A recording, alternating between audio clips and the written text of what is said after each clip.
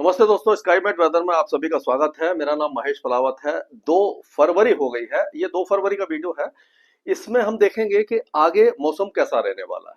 ये तो हमें पता है कि अब पिछले 2-3 दिनों के दौरान बहुत ज्यादा नुकसान हुआ है किसान भाइयों का। खास करके नीमच जो मध्य प्रदेश के पश्चिमी भाग में है, वहां पर ओलावृष्टि इतनी ज्यादा हुई है कि फसलें पूरी तरह से नष्ट हो गई हैं। सरसों और गेहूं की फसल को बहुत ज्यादा नुकसान हुआ है। उसी तरह से हमने देखा रतलाम के आसपास के इलाकों में, और उत्तर प्रदेश की बात करें तो मुजफ्फरनगर में और कई जगह पर इस तरह की आपदा देखने को मिली है। किसान भाइयों के लिए ये एक समय कह सकते हैं कि बहुत ही ज्यादा परेशानी का समय है।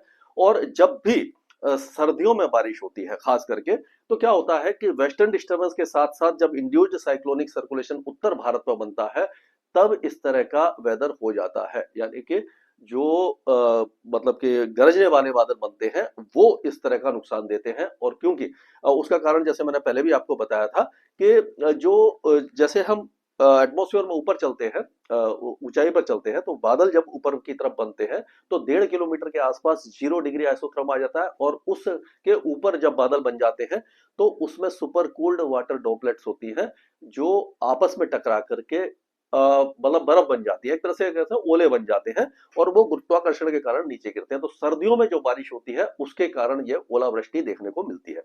और ये जो इलाका है, जो सबसे ज्यादा जहां पर ये नुकसान हो रहा है, उसके बारे में देखते हैं कि क्यों हो रहा है। कि क्या होता है कि अगर यहाँ पर एक एंटी साइक्लोन इस जगह बन गया, यानी मध्य प्रदेश के आसपास बन गया, तो यहाँ से हवा क्या होगी कि इस तरह से ये घूम करके आएगी। और यहाँ पर वेस्टर्न डिस्टर्बेंस है पहाड़ों पर, और ये इंड्यूस साइक्लोनिक सर्कुलेशन बन गया। ये इंड्यूस साइक्लोनिक सर्कुलेशन बन गया, तो इसके हिसाब से क्या आएगी, हवा जो है वो घड़ी की दिशा में घूमेगी, इस तरह से आएगी और यूं आएगी और यहाँ से आएगी। तो क्या हुआ कि ये हवा आई यहाँ से, मतलब कि नमी वाली हवा आई, या सूखी, जो भी कह सकते हैं कि या सूखी भी हवा आ सकती है, और ये एंटी साइक्लोन की हवा आई। ये दोनों जहां पर मिलती हैं, ये क्या होता है कि राजस्थान के ऊपर और कभी कभी मध्य प्रदेश के ऊपर और ये उत्तर प्रदेश, यहाँ पर ये जो इलाका है, इस इलाके में ये आपस में इनका मिलन होता है इस इलाके में। तो यहाँ पर जो भी डिस्ट्रिक्ट आते हैं, उसमें क्या होता है कि ये गरजने वाले बादल बनते हैं और ओलावृष्टि काफी ज्यादा देखने को मिलती है। तो हमने देखा राजस्थान में बहुत ज्यादा किसानों को नुकसान हुआ है। उसी तरह से मध्य प्रदेश में नुकसान हुआ है, इससे पहले मंदसौर में हुआ था। तो अब ये जो नुकसान है वो काफी ज्यादा हो चुका है, और हमें उम्मीद है कि सरकार इसका मुआवजा देगी, और किसान भाइयों की जो नुकसान है उसकी काफी हद तक भरपाई हो सकती है। ये देखने वाली बात है। तो अब जो वेदर सिस्टम बने हुए हैं, वो भी आप देखिए, एंटी साइक्लोन थोड़ा सा पूर्व की तरफ सरका है, यहाँ से हवा आ रही है और ये यहाँ से हवा आ रही है। तो ये जो सूखी हवा है और ये जो दोनों हवा मिल रही है, तो ये दिल्ली के दक्षिण में मिल रही है। तो आप देखें उत्तरी मध्य प्रदेश में और उससे सटे हुए राजस्थान में और दक्षिण पश्चिमी उत्तर प्रदेश में अभी भी अगले 2 दिनों के दौरान इसी तरह का वेदर होने की संभावना दिखाई दे रही है। अब आप देखिए कि ये जो हवा है उसी का असर ये दिखाई दे रहा होगा आपको कि यहाँ से ये हवा आई और यहाँ से ये आई, तो इस जगह पर ये बादल जो बन रहे हैं, तो ये इसीलिए बन रहे हैं। तो यहाँ पर ये अभी आज ये ऐसा है कि दक्षिण पूर्वी राजस्थान में और मध्य प्रदेश के कुछ इलाकों में बारिश हो सकती है। और अगर देखा जाए तो बारिश की जो संभावना किस तरह से बन रही है, तो इसमें भी अब मैप के हिसाब से मैं आपको समझाने की कोशिश करूंगा।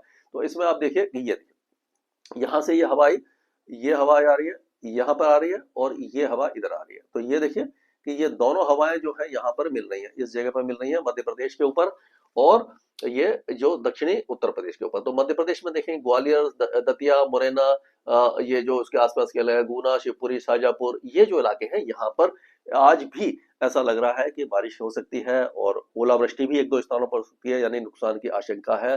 बिजली की गरज चमक के साथ तेज हवाएं चल सकती हैं, और फसलों को बारिश के साथ साथ तेज हवाओं से भी नुकसान होता है। तो इस तरह का वेदर है। और वेस्टर्न डिस्टर्बेंस पहाड़ों पर है, तो पहाड़ों पर हम देखेंगे कि पूरे पहाड़ों पर जो ऊंचे पहाड़ हैं वहां पर स्नोफॉल हो सकता है। निचले इलाकों में हल्की बारिश होगी, मतलब बहुत ज्यादा वेदर एक्टिविटी दिखाई नहीं दे रही है। उत्तराखंड में तो काफी कम है। हिमाचल और जम्मू कश्मीर, गिलगित बाल्टिस्तान, मुजफ्फराबाद और लद्दाख, ये इलाके बारिश देखेंगे। और एक कॉमरिन एरिया में एक साइक्लोनिक सर्कुलेशन है, तो यहाँ पर आप देखेंगे केरल के ऊपर, दक्षिणी तमिलनाडु में और लक्षद्वीप में भी बारिश की संभावना बनती दिखाई दे रही है। अब जो हवाएं हैं वो थोड़ा सा, आज हमने देखा कोहरा था कई इलाकों में, और लग रहा है कि 2 और 3 तारीख को, 3 और 4 तारीख के बीच में उत्तर भारत में टेम्परेचर थोड़े से गिर सकते हैं।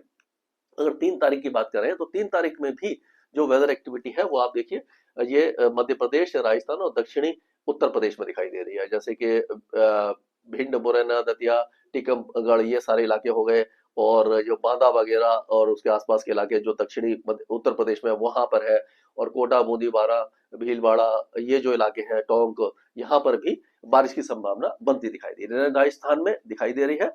और कल 3 फरवरी को जो वेस्टर्न डिस्टर्बेंस है और ज्यादा स्ट्रॉन्ग हो जाएगा, तो उसके कारण क्या होगा कि पूरे जम्मू से लेकर के आपको जम्मू कश्मीर से लेकर के हिमाचल के कई इलाकों में आपको स्नोफॉल फिर से दिखाई देगा, और तेज स्नोफॉल होगा। उत्तराखंड में हालांकि बारिश और स्नोफॉल कम होगा।